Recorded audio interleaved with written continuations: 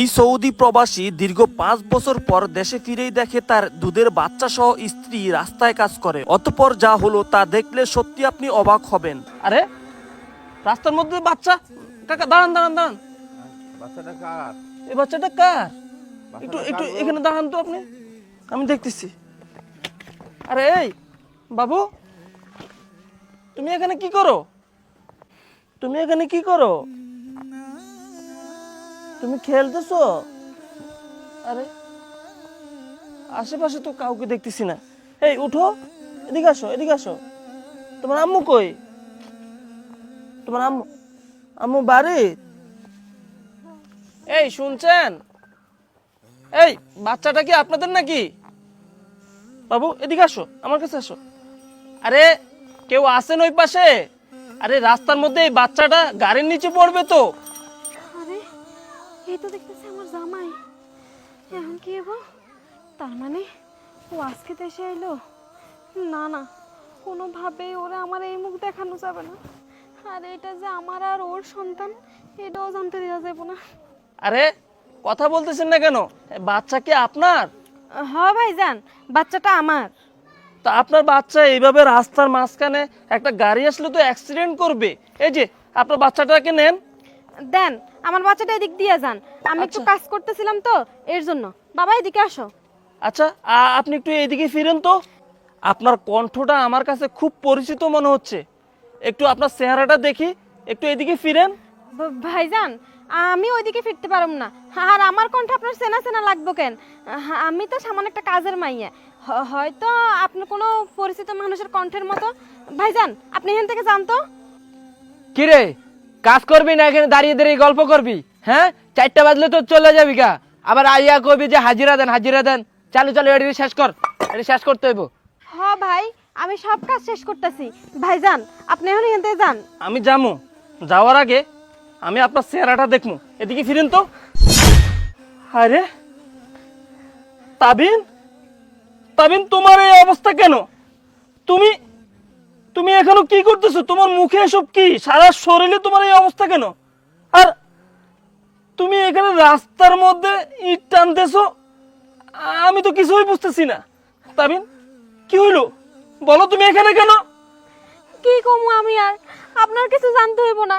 আপনি বাড়িতে যাওয়ার জন্য আসছেন না? যান, আপনি আপনার বাড়িতে যান, আপনি আপনার রাজপ্রাসাদে যান। আমার খোঁজ খবর নিতে হইব না, যান আপনি। তবে না, আমি তো কিছুই বুঝতেছি না। আমি তোমাকে এই অবস্থায় দেখবো? আমার বাচ্চা এখানে রাস্তার মধ্যে।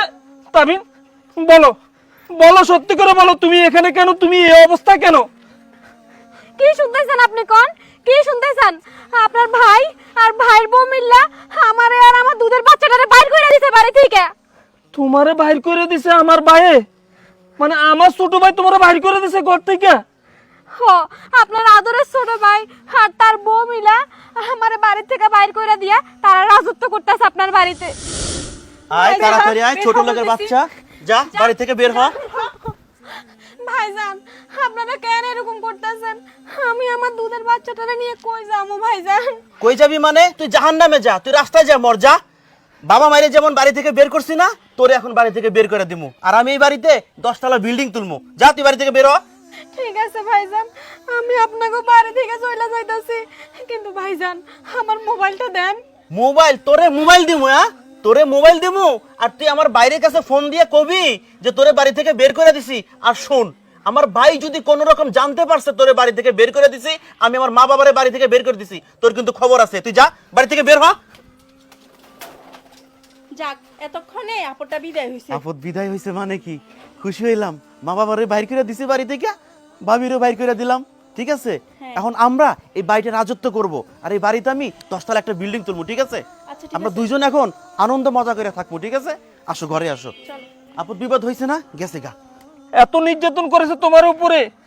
তুমি জানো এই তোমাদেরকে ভালো রাখার জন্য, তোমাদেরকে সুখে রাখার জন্য, আমার বাচ্চাটাকে খাওয়ানোর জন্য আমি মাসের পর মাস কত টাকা তাদেরকে দিয়েছি, আর তারা তোমাকে এত কষ্ট দিয়ে রাখছে। জানো কত কষ্ট করছি আমি প্রবাসে, মাথার ঘাম পায়ে ফেলে কত পরিশ্রম করে তোমাদের জন্য টাকা পাঠাইছি। আর আর সেই ভাই তোমাকে না খাইয়ে রাখছে। বাড়ি থেকে বের করে দিছে। চলো, আর একটা মুহূর্ত এখানে দাঁড়িয়ে থাকবো না, চলো আমরা বাড়িতে যাই। না, আমি আপনার ওই বাড়িতে আর যাবো না, তাইলে আপনার ভাই ভাবি মিলে আমারে আর আমার বাচ্চারা আবার বাইর করে দিব। দেখো, আমি তো আছি, আমি তো এখন ফিরে আসছি, তাই না? তোমার আর ভয়ের কিছু নাই।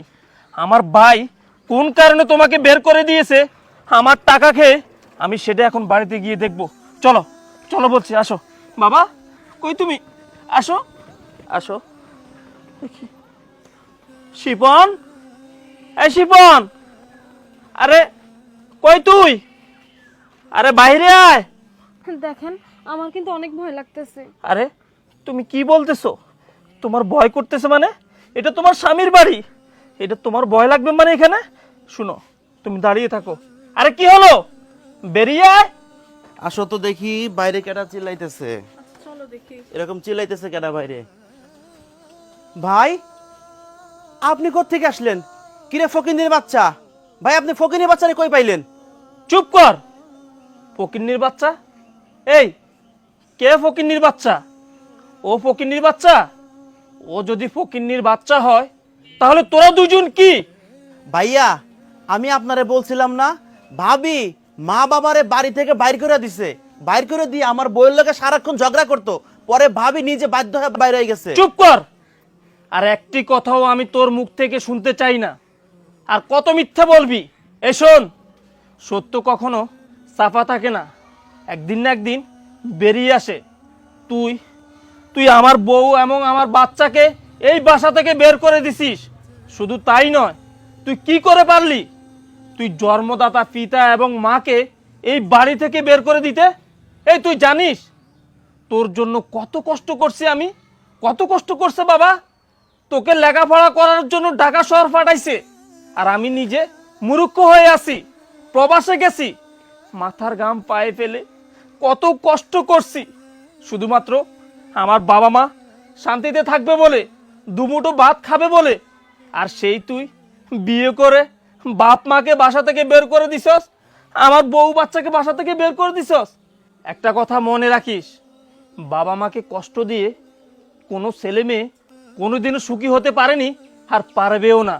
আর শুনলাম তুই নাকি অনেক বড় চাকরি করিস, তোর শ্বশুরের নাকি অনেক টাকা পয়সা।